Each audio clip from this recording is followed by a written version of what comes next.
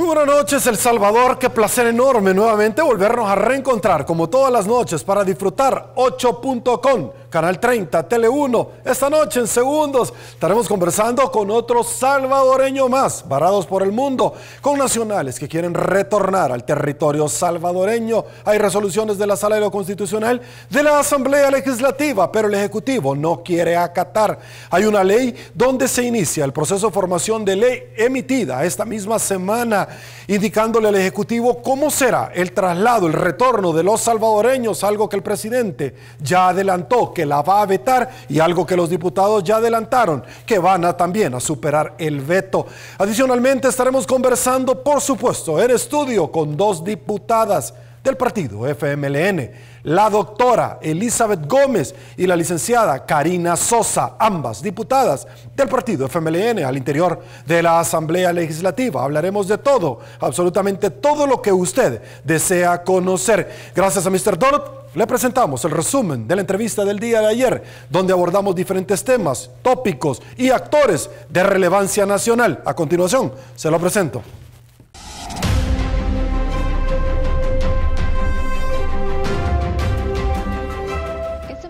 En 8.com nos acompañó vía Skype la economista Merlin Barrera, quien nos compartió su análisis de cómo está la situación económica actual en El Salvador.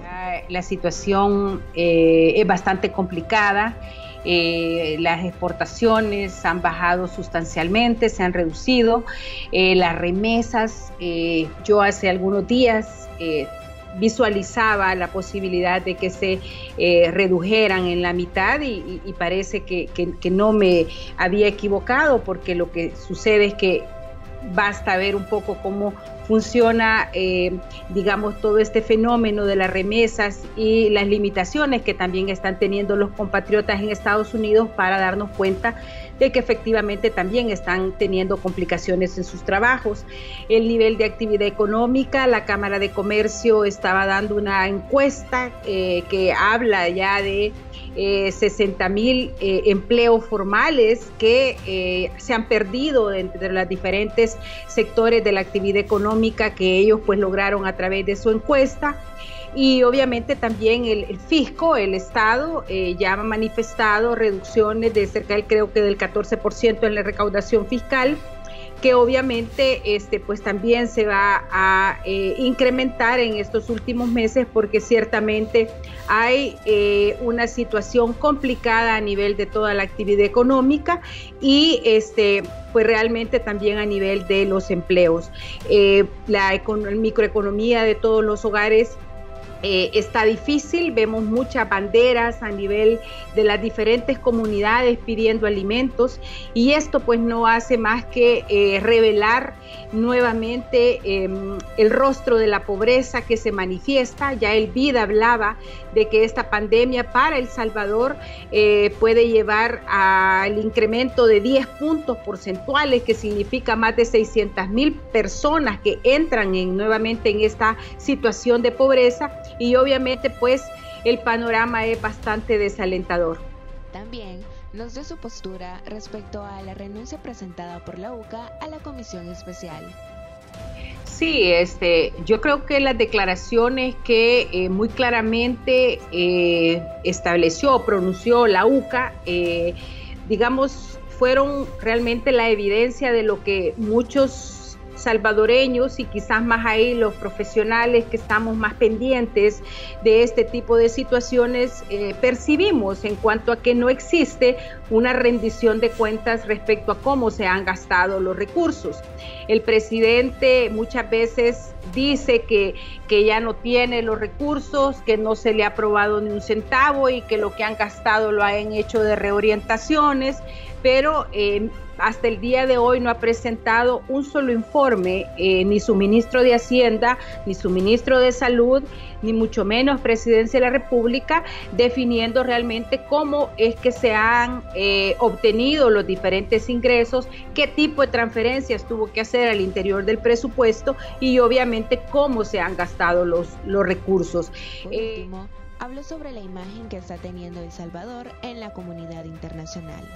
Sí, yo creo que hay que entender que cuando hacen una calificación del país, y un poco contestando un poco su primera pregunta, ¿verdad? Se toman en cuenta dos tipos de aspectos: las variables macroeconómicas, que son monitoreadas a través de los diferentes indicadores que maneja el Banco Central y el Ministerio de Hacienda, y algo que se llama la estabilidad política de un país.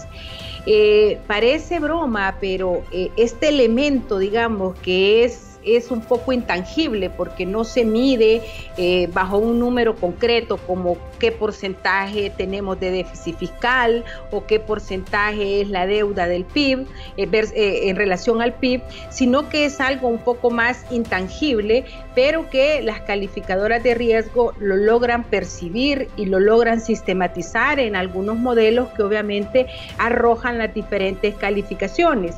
Y es aquí, Sergio, en donde realmente la exposición que como país hemos tenido por las diferentes, digamos, declaraciones, algunas acciones y, en fin, digamos, el actuar que ha tenido el Ejecutivo, particularmente el Presidente de la República, ciertamente, digamos, nos ha llevado a que diferentes organizaciones internacionales nos califiquen y de hecho, digamos, que la secretaria de Naciones Unidas, Michelle Bachelet, sea, digamos, cuestionada por un periodista europeo en relación a un país como El Salvador, realmente pone en relieve la importancia que el mundo le da a este tipo de situaciones. Entonces, mejor en coyuntura en 8.com.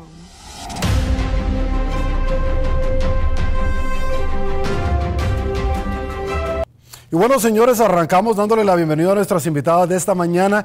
Doctora Elizabeth Gómez, diputada del FMLN, gracias por acompañarnos.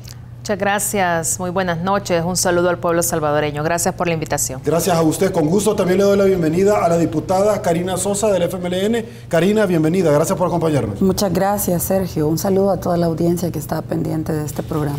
Gracias. Tenemos mucho que conversar esta noche y arranco con usted, doctora, conociendo un poquito acerca de lo que en determinado momento en la Asamblea Legislativa se ha estado barajeando.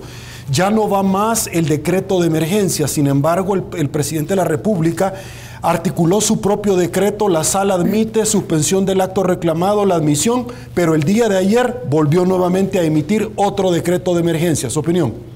Bueno, en primer lugar, nosotros como diputados y diputadas hemos sido bastante responsables y hemos dado al país el lunes por la noche un nuevo decreto, una ley transitoria que vaya al manejo de la emergencia en esta situación del COVID-19 en el país. Porque somos responsables, estaba vigente la ley de regulación de cuarentenas que precisamente vencía el día martes por la noche. Yo lamento realmente la situación en donde el presidente puede dejar realmente en el limbo jurídico, en el marco de esta pandemia del COVID-19 al país.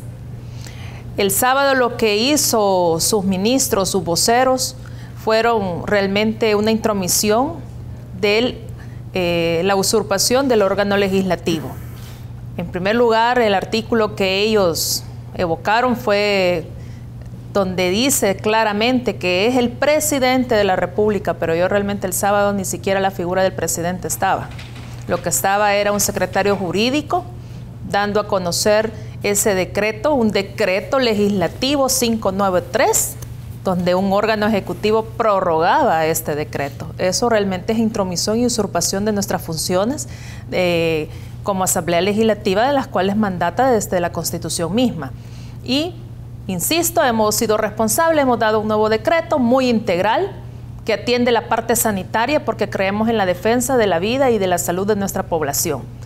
Y sobre todo que viene a corregir todas aquellas implementación de medidas en donde no ha estado ni ha actuado bien el órgano ejecutivo, como son los centros de contención, como son también la parte de la atención integral que estas personas tuvieron que haber tenido todo el tiempo en el marco de esta pandemia, y cosa que no ha sido así. Todo eso queda plasmado en este nuevo decreto. También la parte de la suspensión de las actividades académicas y centros escolares, porque la modalidad que está actuando en estos momentos está la parte virtual. Creemos y consideramos necesario que se debe de seguir abordando. Estamos conscientes que estamos en una fase comunitaria y porque estamos conscientes que estamos en esta fase comunitaria, hemos querido que esta pandemia actúe el órgano ejecutivo de manera realmente integral y que la implementación de medidas y todo aquello que estuvo mal y que ha estado mal se corrija. Eso es lo que dimos el lunes. Listo. Karina, vamos a tratar de hablar sobre varios temas, pero quiero poner las declaraciones del diputado del FMLN, Manuel Flores, quien se refirió a un tema donde el presidente, cuando no recibe lo que él espera, dice: no les voy a pagar los salarios a los diputados ni tampoco a los magistrados, entre otros tópicos. A continuación, se lo presento. Y por supuesto que ahora amenaza con no pagarnos el salario. Quédese con él, presidente. Haga uso del salario de nosotros. Úselo. Pero ¿sabe qué? Debemos de ser enfáticos que también suspenda los 22 millones de publicidad que tiene asignado. Debemos de estar conscientes que no solamente sus ministros que han tuiteado toda la noche poniendo a disposición su salario, incluyendo algunos que están ad honorem. Habráse visto semejante propósito.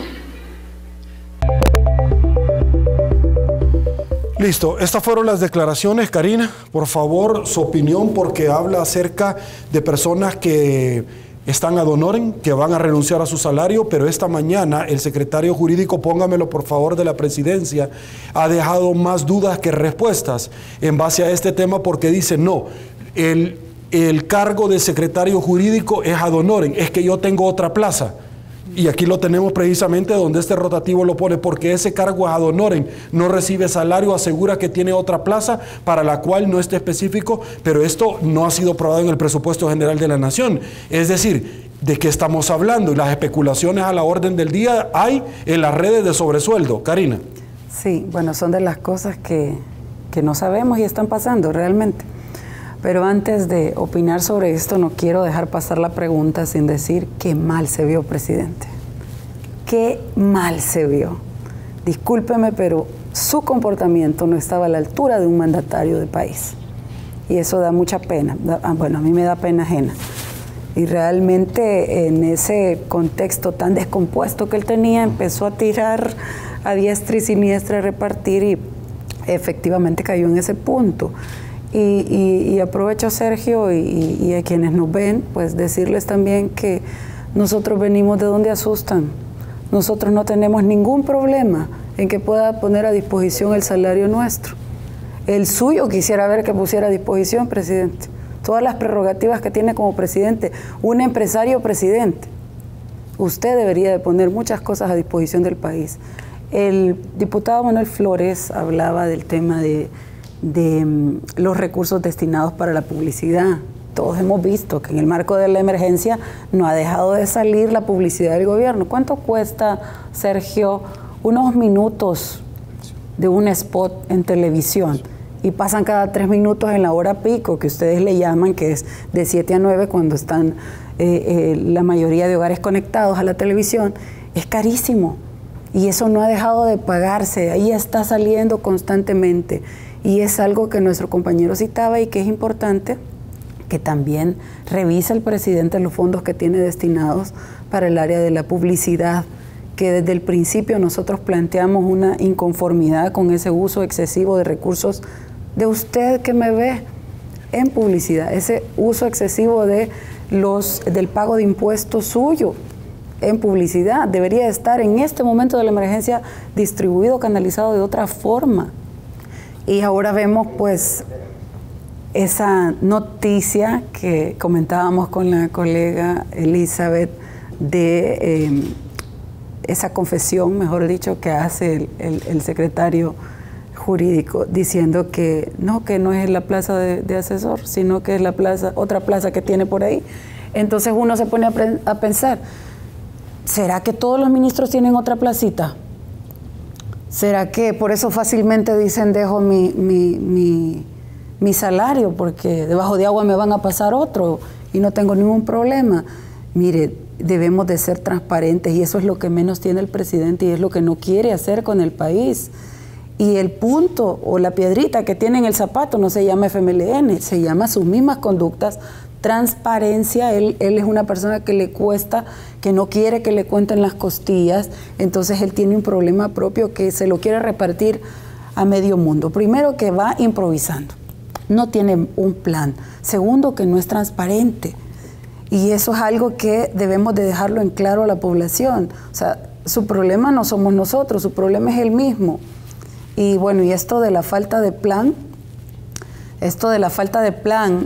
no tiene que ver únicamente con este momento de la emergencia. Si el país entero se dio cuenta que él no tenía plan de gobierno y después se lo fusiló, agarró pedazos de varios lugares y armó su programa de gobierno. Esto fue público. Y pues ahora en la emergencia, que esperábamos más seriedad por parte de él, pues nos damos cuenta que tampoco existe un plan y que tampoco se quiere dejar ayudar. Y mientras tanto la población muriéndose de hambre, como ustedes nos han dejado ver en las imágenes que han compartido en diferentes momentos, esas banderas blancas que salen en cada comunidad, pues son preocupantes porque significa que hay una población que se está muriendo de hambre.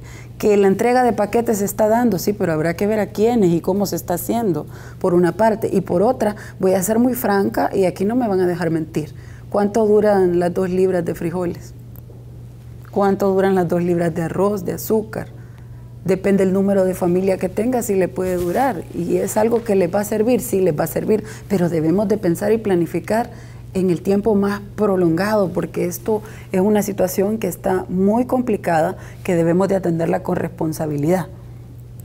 Doctora, el Colegio Médico duda de los datos desde un inicio que ha estado dando el Ejecutivo, ha centralizado las pruebas. El día de ayer fueron personas a manifestarse en el Colegio Médico, en la NEP. La Cámara de Comercio, la NEP, la ESEN y la UCA renunciaron en su momento porque fueron nombrados por parte de la Asamblea Legislativa para verificar la ejecución de los más de 3.000 millones de dólares. Pero las palabras del padre André Oliva han sido lapidarias porque dice no quieren transparencia, no quieren rendir cuentas, en 2 meses nunca nos dieron un documento. Es complicadísimo porque el presidente también habla, no tengo fondos, cuando póngame paralelamente los fondos que ha recibido, por favor, para efectos de ilustración hasta este momento. Este tema es complicadísimo porque el Colegio Médico, que ha pedido inclusión, empresarios que han pedido inclusión para ver este tema, dicen aquí tenemos, y estos son los fondos, 25 millones de dólares que tomó el Seguro Social, 491 millones en emisión de deuda a corto plazo en LETES de marzo a mayo, 483 millones en emisión de deuda a corto plazo en CETES, la cooperación 46 millones del JICA, préstamo al 0% de interés, $1 millón de donación del BES y de los 2.000 millones sin contar los 1.000 últimos, 389 millones, 20 millones adicionales, 200 millones y todavía el restante está hoy por hoy en etapa de ubicación. ¿Su opinión? Bueno, en primer lugar quiero decir que siempre hemos estado denunciando esto, la falta de transparencia de este gobierno. Y el sistema de información que brinda el ministerio es precisamente eso. Siempre hemos dicho, no nos queda claro cómo es posible que estos datos no se estén dando de manera oportuna, de manera eficiente y de manera clara y transparente.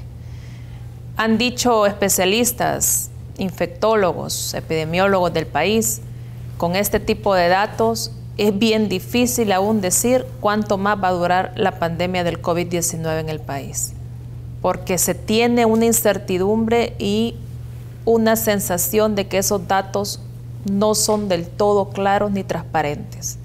Hemos visto incluso cómo un ministro se ha equivocado de información con respecto a los casos de fallecidos en la pandemia. Hemos visto también cómo hay casos de que realmente es lamentable, vamos a ser de los pocos países que vamos a dar cifras de muertos en los centros de contención. Todo eso nos llama poderosamente la atención. Hemos estado dentro de la comisión escuchando a científicos, a especialistas, a analistas también, que tiene que ver, la crisis es una crisis sanitaria y eso no lo ha querido entender el gobierno. No se ha dejado ayudar. Muchos especialistas y la academia le ha pedido que se conforme un comité multidisciplinario para poder abordar de mejor manera la parte de la salud pública que debe de estar en esta pandemia del COVID. Eso no se ha hecho. Y eso hay que decirlo, lo lamentamos. Ya pasaron varias fases de la pandemia del COVID-19 en el país y la implementación de estas medidas ha tenido sus grandes vacíos y sus grandes errores. Estamos en una fase muy complicada de esta pandemia, que es la fase comunitaria. Y esperamos no llegar a la siguiente fase, que tiene que ver con el colapso del sistema sanitario. Yo esperaría, de hecho, el día lunes convocamos al ministro para que nos dijera cómo estaban ya los planes, los protocolos de atención en esta fase comunitaria de la pandemia. No llegó. Y me dan una sensación en que es bien fácil poner al presidente cuando veta un decreto legislativo, en una de sus justificaciones que da es que porque sus ministros o el gabinete no llegan, ¿verdad? No se da ese debate o esa discusión en las diferentes comisiones legislativas. ¿Y cómo lo vamos a hacer? Los mandamos a convocar a los ministros y no llegan. O sea, es bien fácil poner dentro de eso como alegato que por la falta de discusión con sus personeros, vete el decreto. ¿Y cuándo lo vaya a mandar, señor presidente? Para que realmente se haga una discusión y que esos artículos de la Constitución que ya están establecidos se puedan realmente cumplir, para que usted no siga alegando lo que está en sus manos, porque los ministros es del órgano ejecutivo. El mandato del llamado de esa colaboración de los poderes está contemplado en la Constitución, cosa que no lo está haciendo.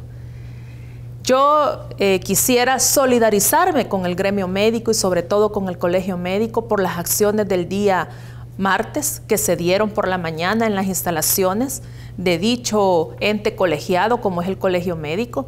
Realmente es preocupante porque es la academia la que se está manifestando, es el gremio, son los especialistas.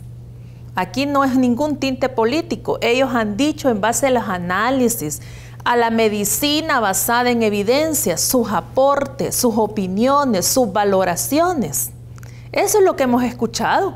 No hemos escuchado ningún tinte político. Y yo quiero decirle, el colegio médico ha sido la voz en diferentes gobiernos.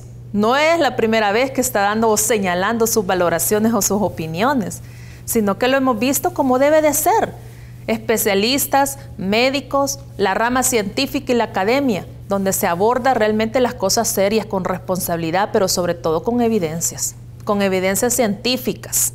Tengo las declaraciones del doctor Brizuela, compártamelo, producción, y luego voy con las del diputado Leonardo Bonilla para seguir ingresando en el tema de la ley de emergencia. Se los presento. Estimados colegas, presidentes y miembros de las diferentes asociaciones de especialistas filiales del Colegio Médico, queremos compartirles que este día hemos sufrido una agresión de parte de grupos, entendemos grupos de choque del actual gobierno. Ya habíamos sido advertidos desde el día de ayer que iba a haber el interés de tomarse las instalaciones del Colegio Médico y habíamos activado un protocolo para mantener el portón de acceso al colegio pues cerrado. Eso no permitió que cumplieran probablemente los cometidos que ellos tenían. No sabemos con qué intenciones se presentaron, estuvieron un periodo más o menos de unos 10 a 15 minutos afuera de las instalaciones del colegio. Como ustedes entenderán, probablemente le interesa amedrentar la opinión del Colegio Médico, la cual estamos tratando de brindar con una visión eminentemente técnica. Esperamos que a corto plazo nos podamos reunir con ustedes y poder discutir ampliamente el desarrollo de esta pandemia y que juntos tomemos decisiones en beneficio. Listo. Esto me sirve de base, doctora, primero porque ha surgido aquel señalamiento de que los diputados o la Corte Suprema no quieren defender la vida y es que una cosa es muy diferente, la ley de cuarentena por medio de un decreto ejecutivo que es potestad, y otra cosa son muy diferentes, la ley de emergencia, que el presidente no rinde cuentas, no pasa por la ALACAP, hace compras directas, que es muy diferente. Esta mañana nos acompañó el doctor Francisco Beltrán Galindo, constitucionalista, y él establecía en base a esto, el Ejecutivo anuncia restricciones de movilidad sin base legal. ¿En base a qué? Ya sacó una nueva ley de emergencia cuando la Corte ya le paró la primera y la suspendió. Es decir, ahora dice, nosotros tenemos la potestad, pero la Asamblea no se la permitió cuando no justifica las violaciones a los derechos humanos. ¿Su opinión? Bueno, en primer lugar, yo creo que la Presidencia de la República insiste en dar decretos con grandes vacíos y sobre todo ilegales, donde quiere en primer lugar usurpar funciones de otro órgano y donde no quiere reconocer. En el discurso se puede decir que no lo acepto pero lo voy a acatar, pero realmente en la acción, en la realidad, sigue dando decretos que realmente que no tienen base legal. Una cosa es estar claro que la ley de cuarentenas tiene que ver con la protección de la vida y de la salud.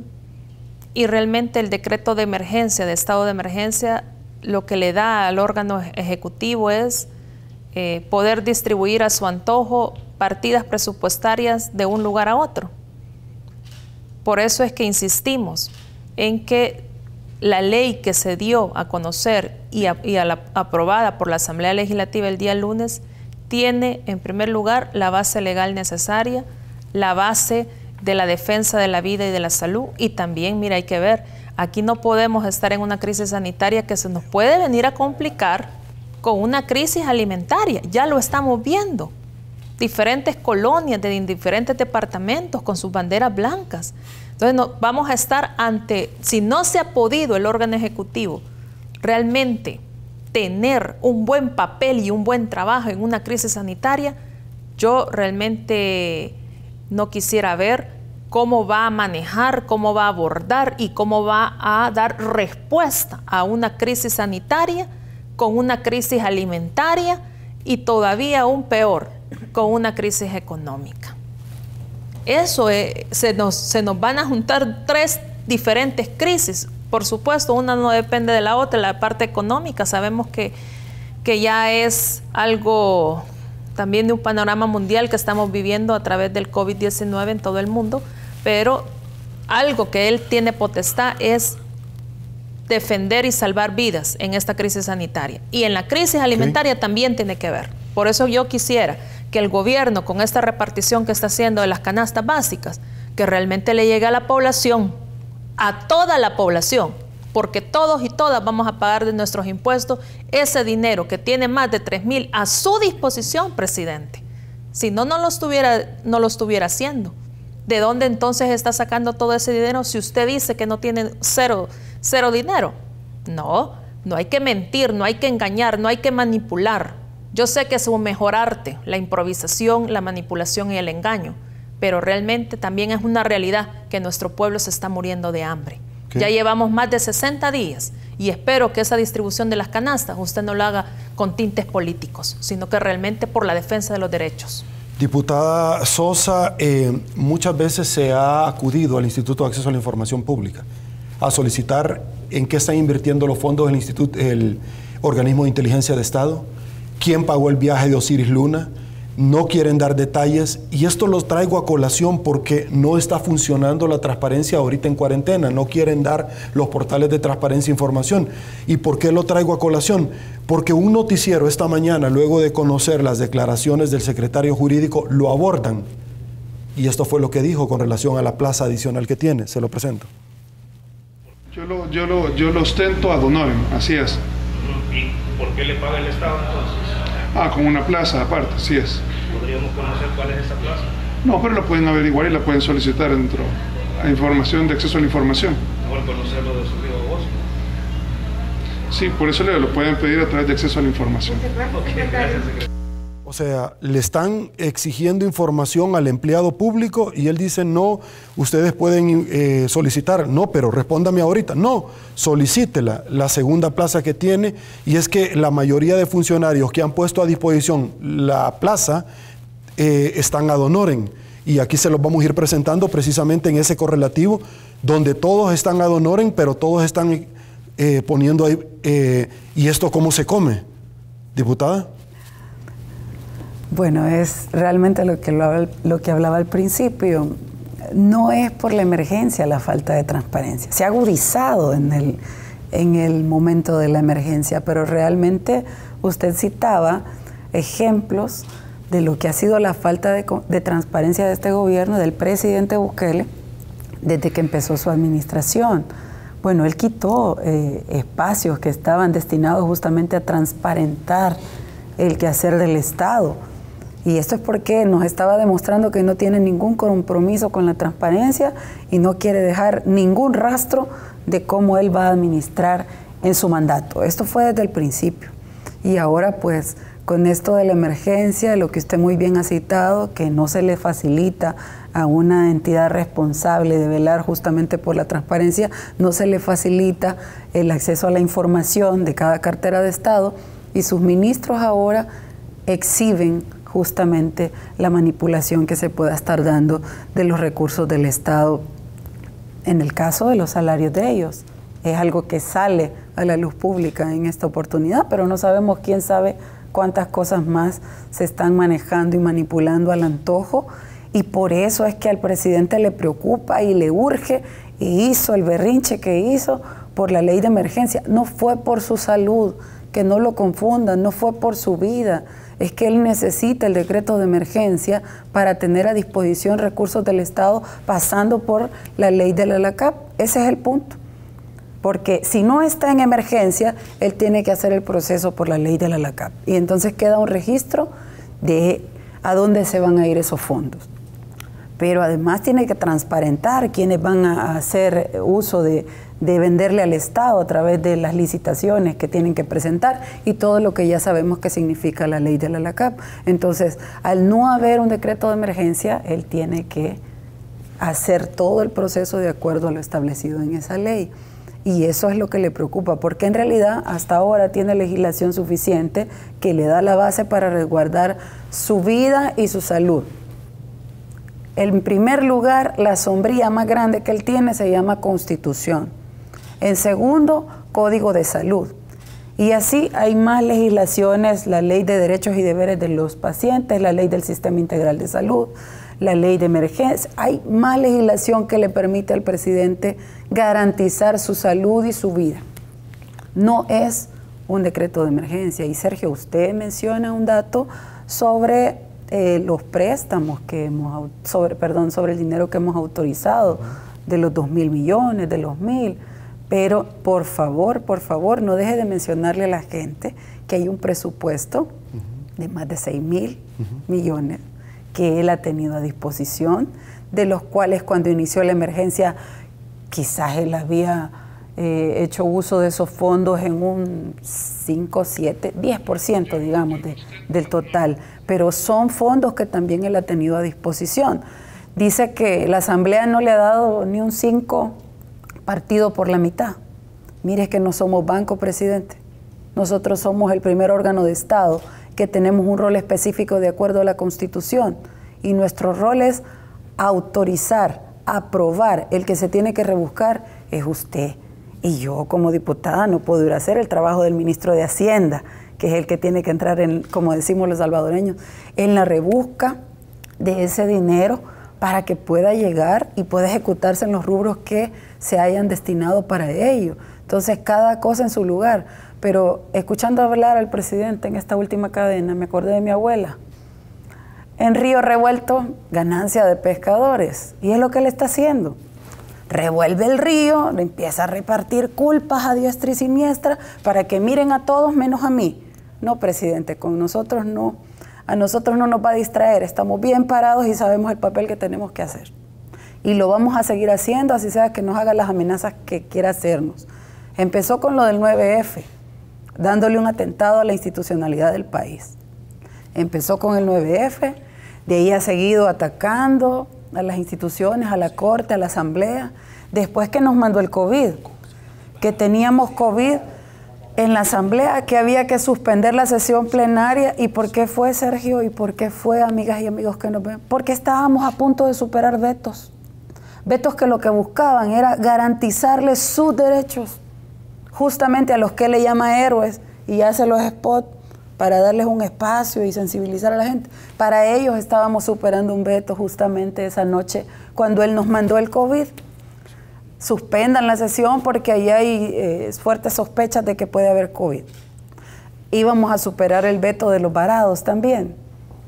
Y ahora sucede que nos empieza a amenazar, según él, con que no nos va a pagar. No, presidente, las amenazas no cuentan. Nosotros sabemos qué es lo que tenemos que hacer y lo vamos a seguir haciendo. Porque no es por llevarle la contraria a usted, es porque tenemos que garantizar los derechos de la población salvadoreña. Los funcionarios, los diputados en la Asamblea Legislativa tenemos un rol fundamental y nos debemos al pueblo salvadoreño y nosotros debemos de acatar el rol que nos corresponde justamente para garantizar los derechos a la población salvadoreña. Es nuestro trabajo y lo vamos a seguir haciendo con objetividad, Sergio. Nosotros le hemos demostrado al país nuestra voluntad política. Bueno, hasta la semana antepasada habían ya más de 46 decretos en la Asamblea Legislativa, de los cuales 43 habíamos aprobado. Hay que hacer la suma de lo que se aprobó en la plenaria pasada. Pero es una cantidad importante de decretos que hemos aprobado solo en el marco de la emergencia. Y son iniciativas presentadas por diferentes partidos políticos e incluso iniciativas que el presidente ha mandado a la Asamblea Legislativa y por supuesto también como grupo parlamentario hemos presentado propuestas de decretos, modificaciones recomendables en el marco de la emergencia que van en el sentido de procurar atender de mejor manera la situación que estamos viviendo. Y por eso, Sergio, es que debo decirlo con total franqueza, nosotros fuimos el partido, el único partido que presentó una propuesta para esta etapa en la que estamos en este momento. Nadie. Hicieron conferencias los demás, dijeron muchas cosas, pero nadie dio el paso. Esto que ahora ya es una ley, lo presentamos el jueves pasado. Y estaba la oportunidad para que lo pudiéramos discutir en el momento y poder tener desde entonces una legislación. Pero se dio hasta el día de ayer que se reunió la Comisión de Crisis de la Asamblea Legislativa y bueno, ha salido una legislación que tiene sobre la base lo que para nosotros es una preocupación y no lo dejamos en palabras, sino que lo traducimos en una acción concreta que sea de beneficio para usted.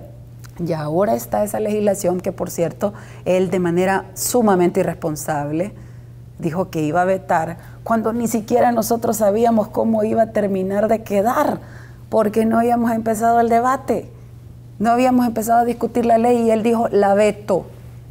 Me encanta que lo diga porque le deja claro a usted que está confundido, que él no tiene voluntad, que él tiene un capricho. Eso le tiene que quedar claro a usted. ¿Cómo es que alguien va a decir, no voy a decir que no a esa legislación cuando ni siquiera la ha visto? Ni siquiera la ha visto. Eso se llama capricho, salvadoreña y salvadoreño que me escucha. Y en esta emergencia, el capricho se tiene que hacer a un lado. Y se tiene que demostrar la madurez, la coherencia y la buena voluntad verdadera de querer transformar este momento para que sea de menos impacto para el más vulnerable, para el país entero, pero principalmente para el más vulnerable, que son los que hemos estado viendo que se han estado manifestando con más fuerza. Ahora, en esa legislación, ustedes también tratan de regular algo que el presidente ya dijo, lo vamos a vetar, y otros diputados ya dijeron, sin conocerlo, y otros diputados ya dijo, no hay problema, nosotros vamos a superar el veto.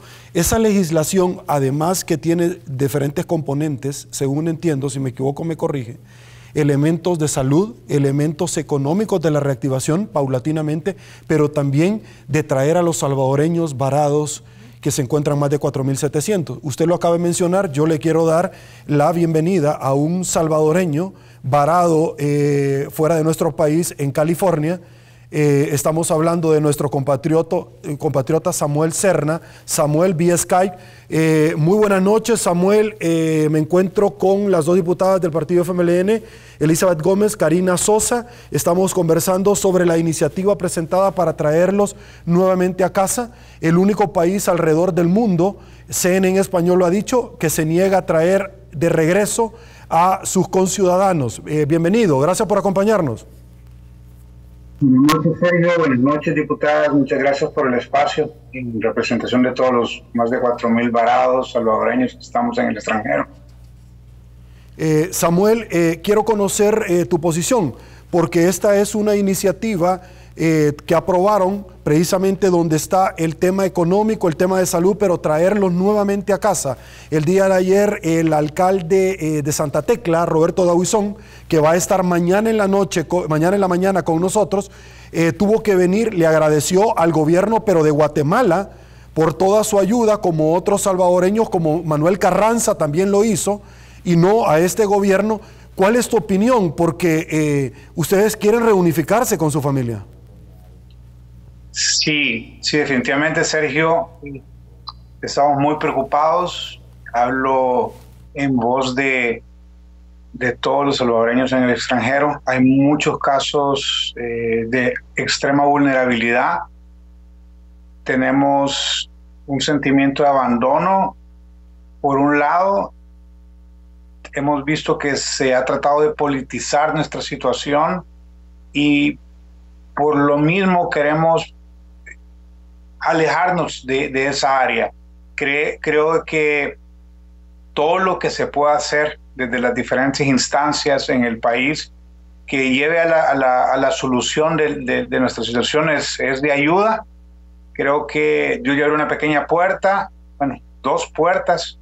Creo que si cada salvadoreño de los que retornó por sus medios lo ha logrado, solo es voluntad la que hace falta, solo es un verdadero sentido de urgencia de nuestro gobierno, del señor presidente, y de veras de nuestro lado estamos muy agradecidos con todos los medios y toda la asamblea que ha apoyado nuestra causa, pero lamentablemente hasta que el último salvadoreño no esté repatriado, el esfuerzo todavía es insuficiente. Conversar, por supuesto, ese es el objetivo. Karina, por favor. Sí, buenas noches, Samuel, un gusto saludarlo. Hemos estado pendientes de la situación que ustedes han estado viviendo, la lamentamos y también la condenamos, porque todo salvadoreño tiene derecho a estar en su país, y en el caso de ustedes que están fuera, pues nunca han perdido el derecho de volver a él.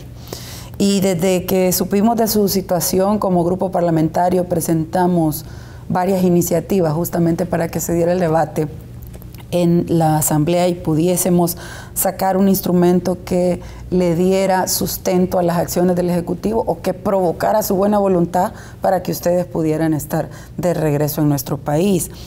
Inicialmente presentamos una pieza solicitando que nos diera la canciller ese protocolo de retorno que debía de estar implementando. Esa pieza la presentamos en marzo.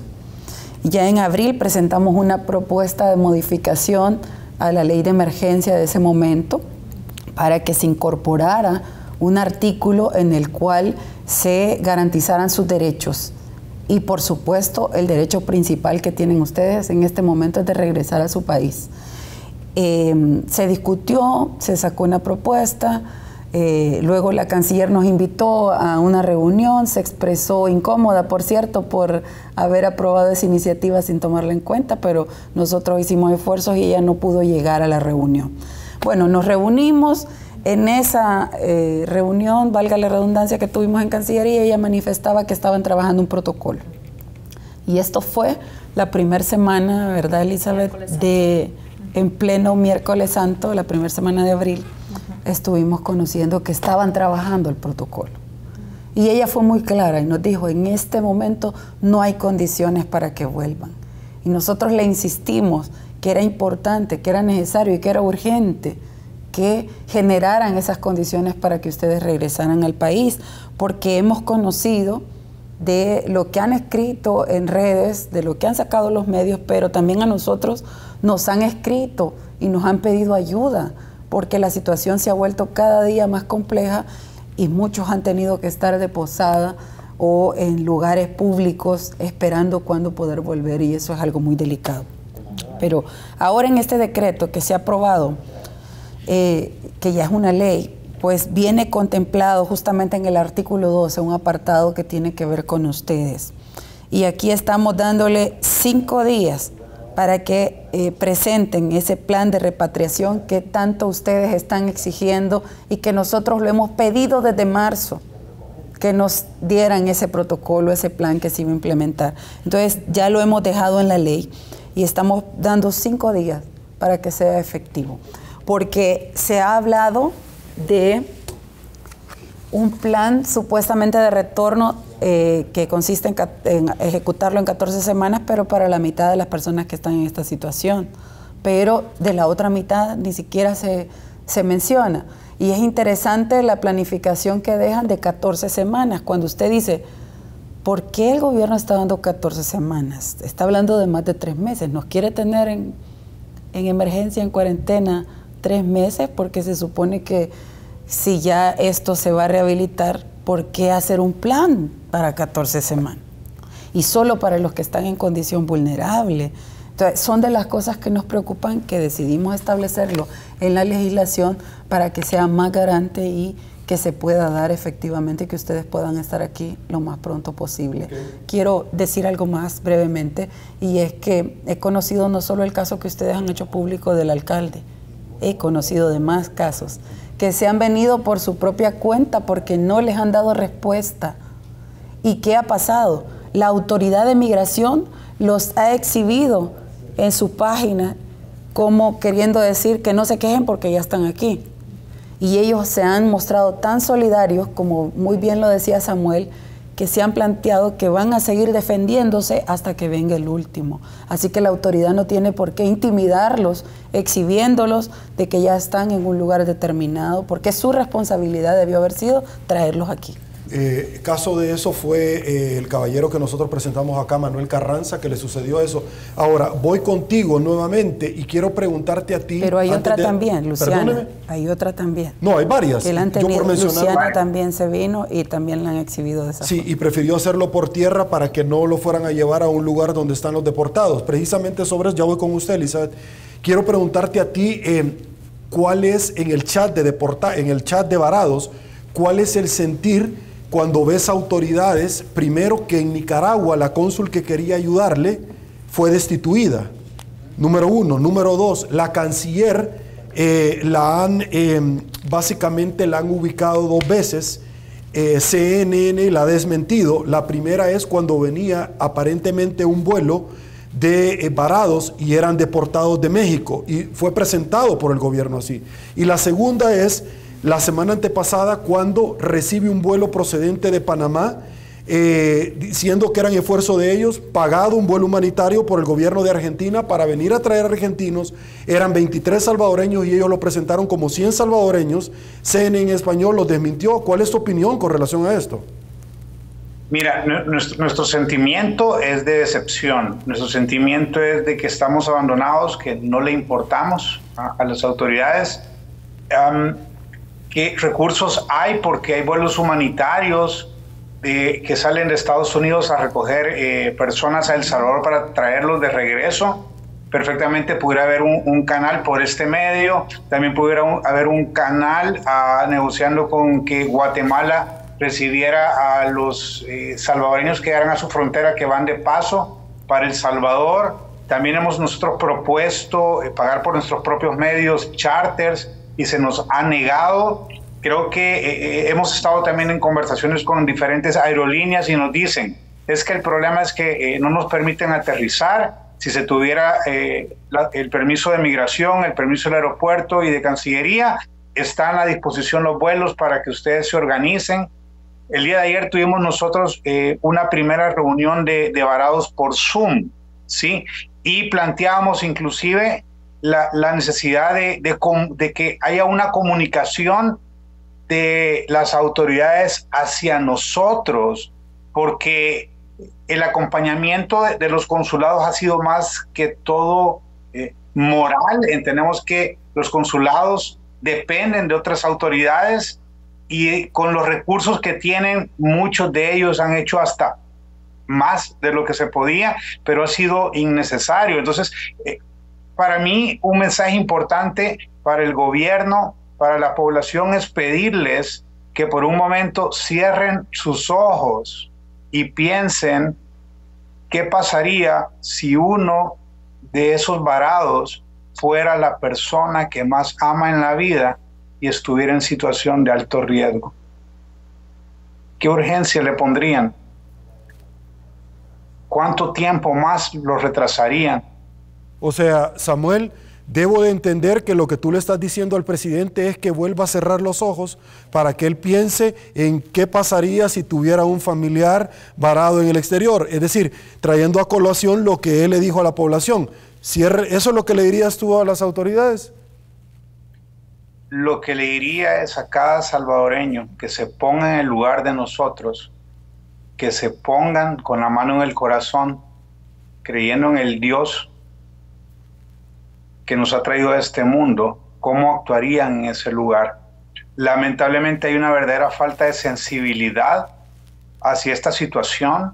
Esto no es político, esto es un drama humano. Hay personas, abuelos, nietos en riesgo. Hay el caso, ayer a medianoche estaba chateando con alguien que está varada del otro lado, en Europa, que viaja con mías, imagínate, su bebé viaja cuando todavía no tenía la edad para pagar boleto, por toda esta situación, cumple años y pasar de estatus son 3,000 euros.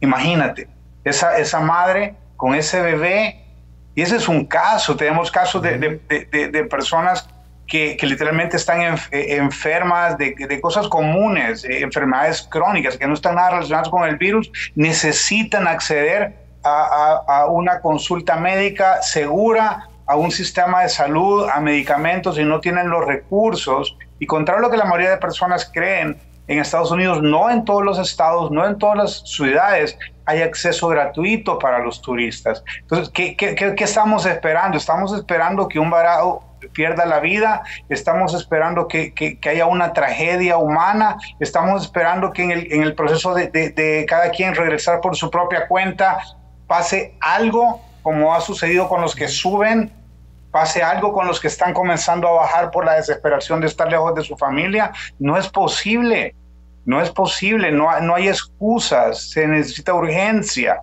Yo creo que Dios abre una pequeña puerta, cuando Dios abre una puerta, nadie la puede cerrar. Le pedimos al gobierno que se ponga la mano en la conciencia, que se sensibilice, que se ponga en nuestro lugar y que le ponga velocidad a esto.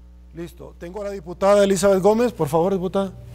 Bueno, en primer lugar, realmente quiero decirle a todos nuestros compatriotas salvadoreños y salvadoreñas que están en el exterior y en estos momentos están varados a raíz de la pandemia del COVID-19, estamos conscientes que necesitamos que ustedes estén acá, en nuestra patria, en nuestro país, porque sé que hay muchos casos de que se necesita precisamente lo que nuestro hermano salvadoreño Samuel decía, casos con enfermedades crónicas que en estos momentos necesitan su medicamento a diario, porque no solamente entonces vamos a tener muertes por COVID-19, sino que también muertes por la descompensación, el desequilibrio de las enfermedades crónicas que estos salvadoreños y salvadoreñas necesitan con el simple hecho de ser atendidos en un centro de salud y también por sus medicamentos.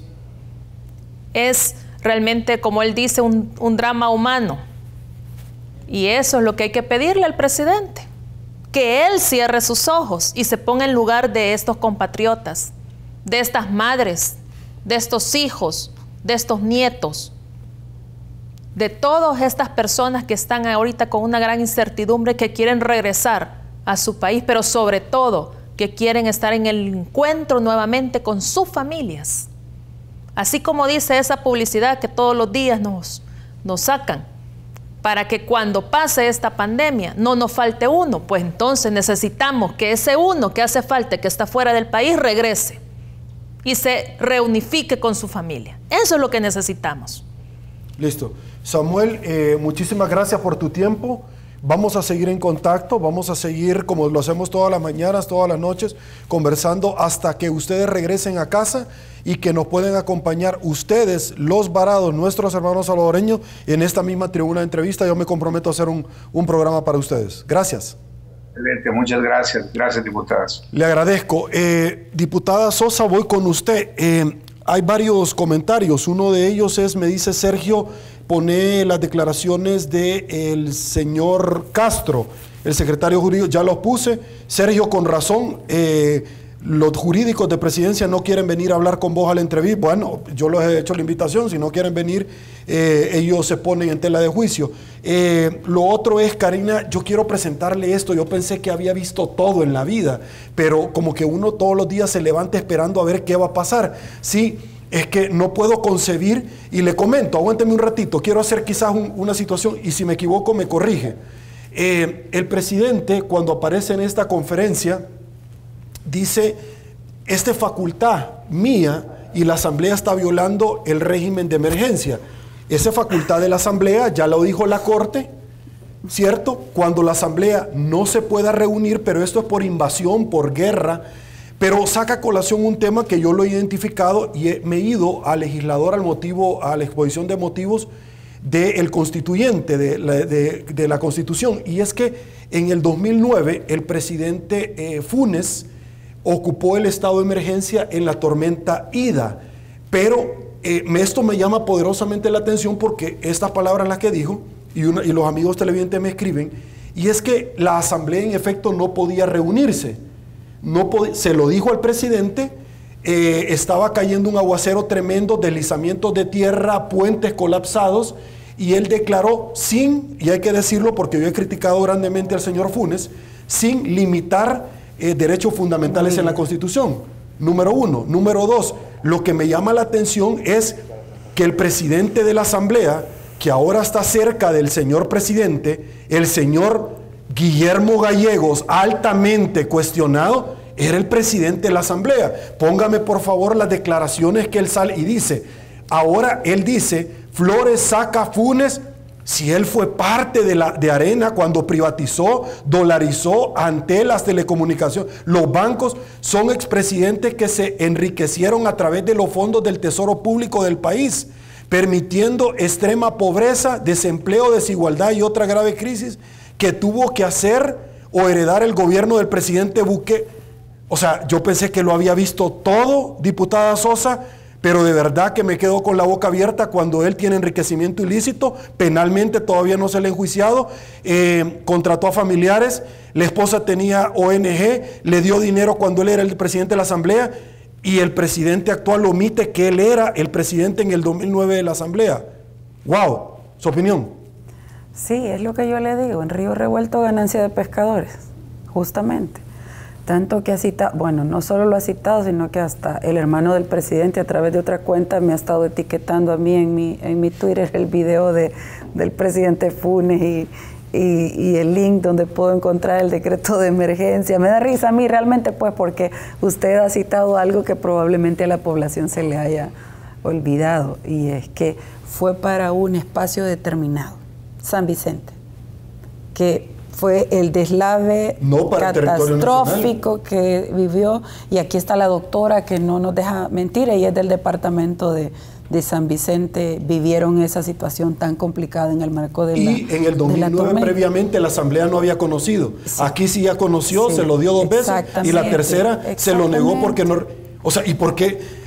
O sea, ¿por qué sabiendo eso lo ponen? Sí, entonces él quiere hacer el enredo entre la gente y empezar a repartir culpas, porque lo que él quiere cubrir es su incapacidad, su falta de transparencia, su nulo deseo de que le cuenten las costillas, y no nosotros, sino las entidades encargadas de hacerlo, porque por cierto, no sé si se dio cuenta que la Corte de Cuentas estaba en instituciones específicas y salió la bulla de que había casos sospechosos también no puede terminar en la Corte de Cuentas y salieron sin terminar auditorías y no sé en qué habrá finalizado lo de los casos sospechosos de la Corte, pero en realidad al no tener un plan, al ir a la zumba marumba, como decimos los salvadoreños, con la improvisación, no querer transparentar por conveniencia de él y del grupo que está alrededor de él, pues que él empieza a hacer todos estos enredos para confundir a la población. Es mentira. Ese decreto, esa emergencia, esa actuación del presidente en su momento fue para un espacio determinado, llamó a su gabinete y lo puso en función de la emergencia del territorio determinado tal cual lo dice la legislación. Y recuerdo que nosotros después también como asamblea nos reunimos y dimos un decreto de emergencia para todo el país porque la lluvia era para todo el país, pero el deslave era específico. Entonces ameritaba que inmediatamente se interviniera con todo el aparataje del Estado. Así es que no lo confundan, fue otro momento, son otras situaciones, no es porque fue otra persona, además se le ve muy mal a él compararse con alguien a quien tanto critica todos los días. O sea que en un día de estos se le encuentra algún defalco o algo y se comprueba y hay un proceso, va a decir que como Saca lo hizo, él también lo puede hacer. O sea, no podemos aceptar ese tipo de planteamientos que lo que buscan es confundir a la población en un momento tan delicado. Sergio, usted lo sabe como abogado, y también quienes nos están escuchando. El presidente tiene un mandato constitucional y él es el encargado de promover paz y armonía social en este país. Y lo que el presidente ha promovido desde que empezó su mandato y lo ha agudizado durante la emergencia es una convulsión, es un odio, es una cosa que cada vez que él toma el micrófono empieza a repartir culpas y empieza a regañar gente y empieza a compararse con países que nos ha hecho quedar muy mal, por cierto, a nivel internacional, comparándose con medio mundo como para que digan como este no hay otro. Y no se trata de eso. La emergencia, la pandemia debe sacar lo mejor de nosotros. No debemos los funcionarios públicos promover estos sentimientos en la población en un periodo normal y menos en un momento como este en el que necesitamos sacar lo mejor, ser solidarios, ayudar a quien lo necesita y por supuesto a los que nos corresponde como a nosotros funcionarios públicos también poner las mejores iniciativas, trabajar en conjunto para que el país avance y salga de este momento difícil que está viviendo. Ok, Elizabeth, voy con usted, pero me parece interesante este hilo de Máximo Jica que me comparte producción y dice, pero las disposiciones que restringen nuestra circulación tienen base legal, y es que sigamos el hilo, porque dice, en Capres promulgó decreto ministerial número 26 que pretende extender las restricciones de movilidad, pero decreto carece de base legal, ya que la ley de cuarentena y aislamiento que le daba vida venció el 19 de mayo. ¿Por qué no tiene base legal? Porque explico la declaración de emergencia nacional y ayer 19 de mayo ya expiró, ya venció la ley de cuarentena. Por tanto, este nuevo decreto 26 no tiene ninguna herramienta jurídica aprobada vía decreto legislativo que le puede dar vida. Si lo es para los abogados, más lo será para los administrados, incluso peligrosamente para quienes le deben de aplicar en la calle como policías y soldados, es decir, que lleguen a detener a alguien. El pasado 16 de mayo, el gobierno usurpó funciones de la Asamblea al decreto de una ley de emergencia por 30 días más. Este decreto y sus efectos fue suspendido el lunes 18 de mayo por la Sala de lo Constitucional. Más abajo, pretendiendo evadir ese torticero Valladares. Lo que pasa es que estas son las resoluciones que están ocupando el equipo jurídico. Estas son las palabras de las cuales han sido objeto de mofa, de burla en los memes. Equipo jurídico de Capres anunció martes 20 de mayo emisión de nuevo decreto de emergencia número 19. Sin embargo, si el Ejecutivo no lo remite a Asamblea, porque tiene que remitirlo, así dice la ley primaria, para que emita decreto que soporte el probable que siga el mismo camino el anterior. Es decir, el hilo sigue, búsquenlo, lo que él está hablando es que es inconstitucional. Doctora, voy con usted. Es que es correcto. La Constitución de la República le da ya a cada órgano del Estado cuáles son sus roles y sus competencias y sus atribuciones. Y una vez más, el órgano ejecutivo, quiere decir de que le voy a dar esto por decreto ejecutivo, pero sin base legal, porque todo lo tiene que ser aprobado por la Asamblea Legislativa. Pero si esto no tiene sustento constitucional, ¿por qué siguen insistiendo? Y es que varias personas que me escriben me dicen, Sergio, por ejemplo, vemos a jurídicos que antes presentaban demandas ante la sala, que ahora están con el presidente Bukele y que decían que las resoluciones se tenían que cumplir, le gustaba o no le gustaba, y están trabajando con él. Pregunto, ¿dónde está Félix Ulloa? ¿Dónde está Paul Steiner? ¿Dónde quedaron las campañas blancas y las marchas y las manifestaciones cuando te acompañaban a ti a las entrevistas, Sergio? Arremetían contra el gobierno de turno y decían y ahora que se tenían que cumplir la resolución. Ahora están con el presidente y no dicen absolutamente nada. O sea, es lo que la gente me escribe. Es realmente un discurso de parte de aquellos que criticaban la parte ilegal de los gobiernos de turno, ahora simplemente callan porque le es conveniente.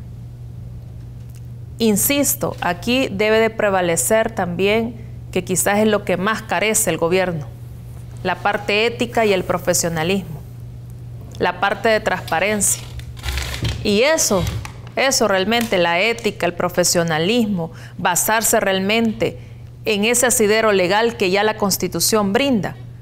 Quizás ahora es bien complicado para algunos funcionarios, porque o se les ha olvidado o simplemente me conviene en estos momentos quedarme callado, a pesar que están haciendo ese papel que no es correcto, ese papel que mucho antes ciertos sectores de la población habían acompañado, pero que ahora obviamente les conviene o callarse o simplemente dejarlo pasar, simplemente cerrar los ojos. Yo sí creo de que debe de prevalecer no el régimen autoritario con el que está actuando este gobierno. Ya mi compañera Karina lo decía, hay que recordar que venimos de un 9 de febrero de este año, donde eso es precisamente lo que se quiere instalar en el país, un régimen autoritario, un régimen donde solo yo tengo la razón y el resto ya no, cuando son órganos de Estado lo que estamos hablando, donde hay atribuciones y competencias clarísimas en la Constitución, clarísimas, y todo aquel que no lo quiera ver así es porque simplemente me conviene y ahora yo mando y ahora solo yo tengo la razón. Eso se llama autoritarismo. Y peor aún, con ciertos matices y acciones que realmente decimos, bueno, estamos ante algo autoritario, pero también fascistas en este país.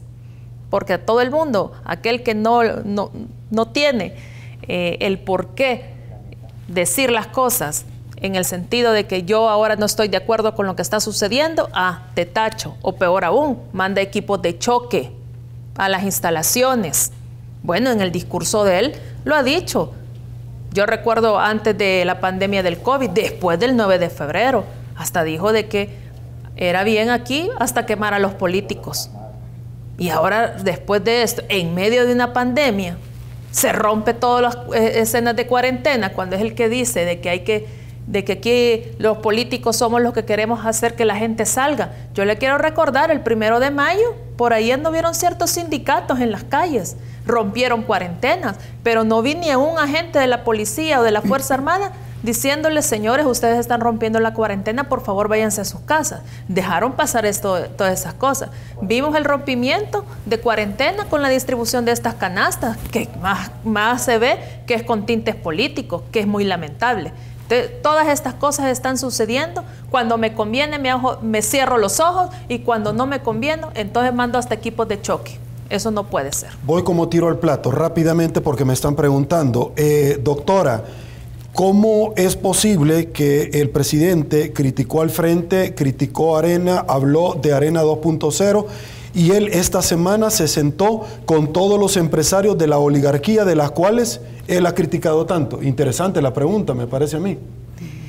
Interesante. Yo realmente quiero esa foto que vimos de ese grupo de los poderosos de este país sentados con él. Miren, es así, hay que abrir bien los ojos, Ese es un claro mensaje. ¿Por qué no se sentó, presidente, con los pequeños, medianos y microempresarios que en estos momentos incluso están con esa gran incertidumbre de que sus empresas quiebren? ¿Por qué no se sentó con las vendedoras de los mercados?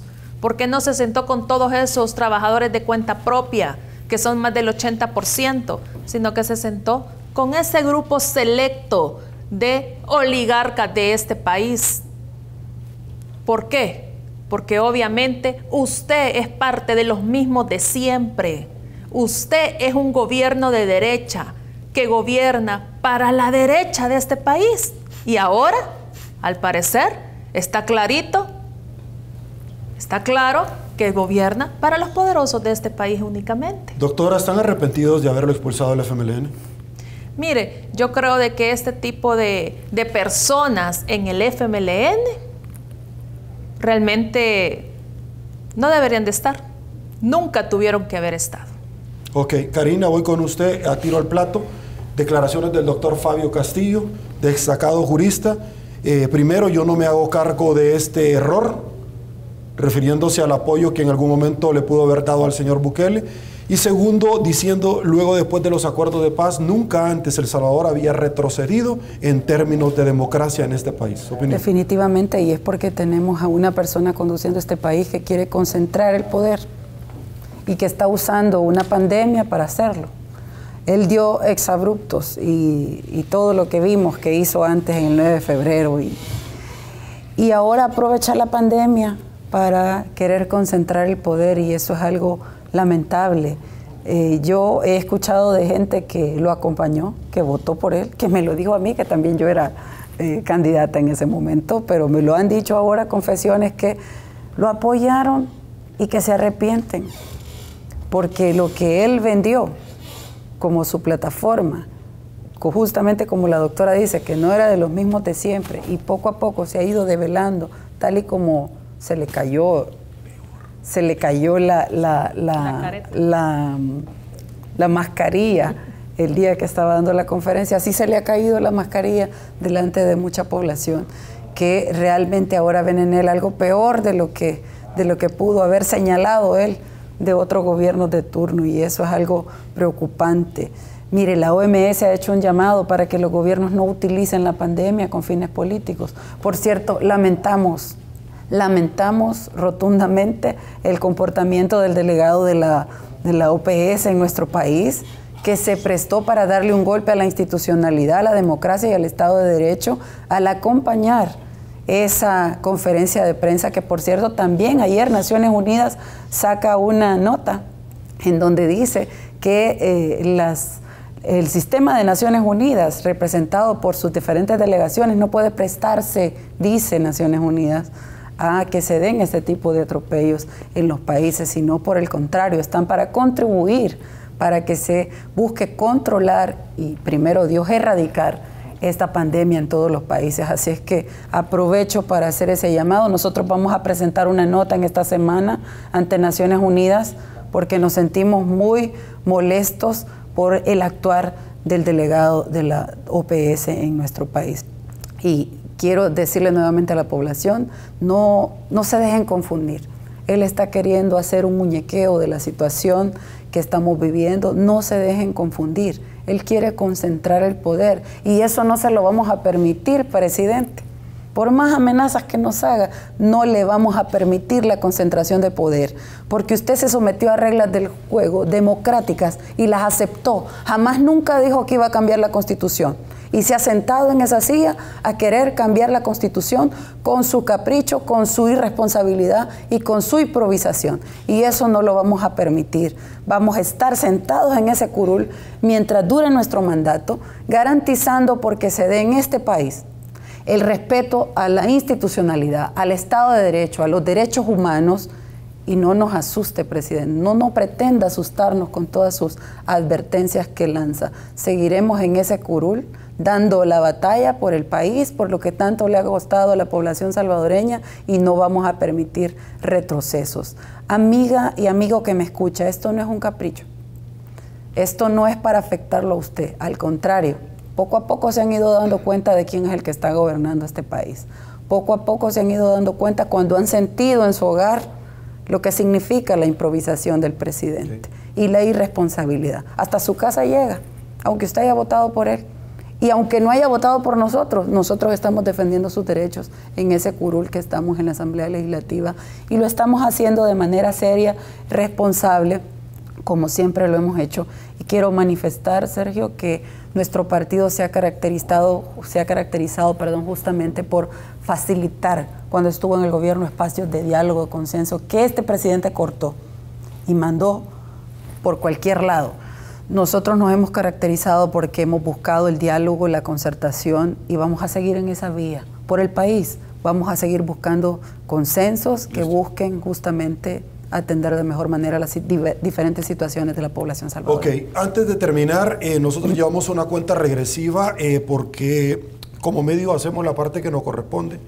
Quédate en casa, no es fácil el tema que estamos pasando, pero la cuenta regresiva, el 22 arrancamos actividad económica. ¿Por qué el 22? Porque eso es lo que prometió el gobierno y no tenemos por qué no creerle. Le hemos dado el beneficio de la duda que llegaba hasta el 21 y el 22 nosotros arrancábamos. Eso es lo que dijo y nosotros llevamos una cuenta regresiva hace 12 días que amplió el tema de la cuarentena. Se lo presentamos. Estamos viviendo tiempos retadores, en donde las decisiones son tan importantes como la vida misma, en donde hemos tenido que adaptarnos para sobrevivir, dejando de lado nuestras actividades, nuestros trabajos, la fuente principal de ingresos para nuestras familias. Hemos tenido que abstenernos a compartir con los que amamos para demostrarles que los amamos. Y estamos a la espera de que todo esto acabe para volver a empezar. Es el momento de regresar con más fuerza, con más pasión, con más humanidad, a vivir en un país lleno de costumbres y tradiciones que nos identifican como un salvadoreño. Faltan 2 días. Quédate. Listo, faltan 2 días y llevamos el recuento. Diputada Elizabeth Gómez, gracias por habernos acompañado. Muchas gracias. Nuevamente un saludo a toda la población y a todo el pueblo salvadoreño. Muchas gracias. Diputada Karina Sosa, gracias por habernos acompañado. Muchas gracias y a la población que ha estado pendiente de esta entrevista. Esperamos seguir compartiendo con ustedes más información de su interés. Listo, llegamos al final. El Salvador, no me resta más que agradecerles. Yo soy comprometido. Fundación Ayúdame a Vivir, hoy más que nunca te necesitan. Son más de 900 niños, tus niños, nuestros niños, que necesitan hoy más que nunca. Son 900 niños, pero son 900 procesos que penden hoy por hoy de tu ayuda. Saquémoslos adelante, nuestra responsabilidad. Hay muy pocas oportunidades en esta vida para demostrarle cuánto los amamos. Y esta es una oportunidad, no es un problema, es una oportunidad disfrazada. Soy Sergio Méndez, los espero el día de mañana. Así están las cosas hoy por hoy en nuestro país. Si les gustó la entrevista, coméntenle el resto del día. Y una vez más, que el Señor nos bendiga a todos. Les presento Fundación Ayúdame a Vivir. Este es un mensaje para la enfermedad que nos cambió la vida. Sabemos que eres una enfermedad aleatoria, que no distingue género, edad o condición social. Sabemos que eres una enfermedad impredecible, que nos mantiene separados. Sabemos que eres una enfermedad que ataca a los más vulnerables y que eres capaz de arrebatarnos a quienes más amamos. Te conocemos bien, porque luchamos contra ti a diario. Pero no estamos solos. Tenemos doctores, enfermeras, familia y a muchas personas que luchan con nosotros para poder derrotarte. Por eso hoy, Cáncer Infantil, queremos decirte que no importa lo que pase allá afuera, nuestra lucha sigue. Querido donante, ante esta crisis te necesitamos más que nunca. Por favor, dona hoy la cantidad que puedas. Visita www.ayudameavivir.org.